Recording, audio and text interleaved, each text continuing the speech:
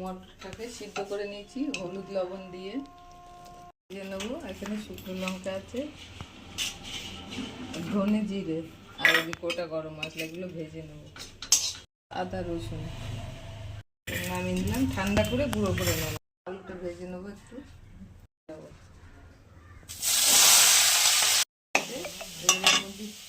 শুকনো লঙ্কা দিলাম, এটা ফোড়নের জন্য দিলাম, একটু জিরে দিলাম,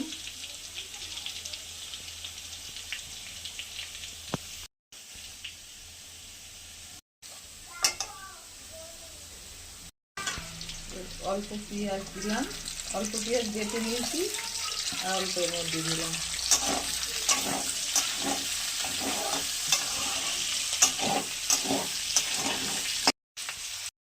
একটু কষানো হয়ে গেছে, এবার মশলাটা দেবো। এতে আছে আদা রসুন পেঁয়াজ আর টমেটো বাটা।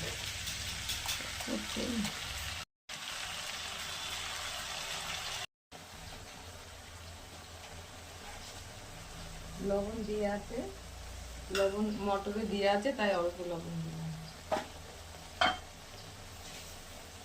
একটু চিনি দিলাম। এদিকে গরম জল করতে দিয়েছি, এটা ভালো করে কষিয়ে নেবো, নিয়ে তারপরে মটর আর গরম জলটা দেবো।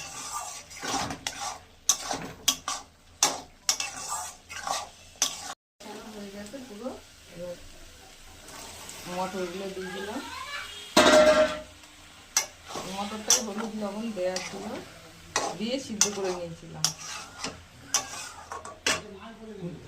গরম জল করে রেখেছি, গরম জল দিয়েছি। একটু ফুটে গেলি তারপরে ভাজা মশলাটা দেবো।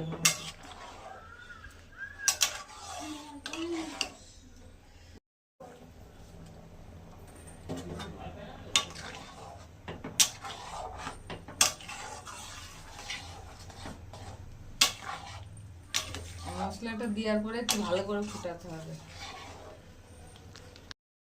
এইটুকু ঝোল থাক, টেনে যাবে, শুকিয়ে ছড়িয়ে দেবে।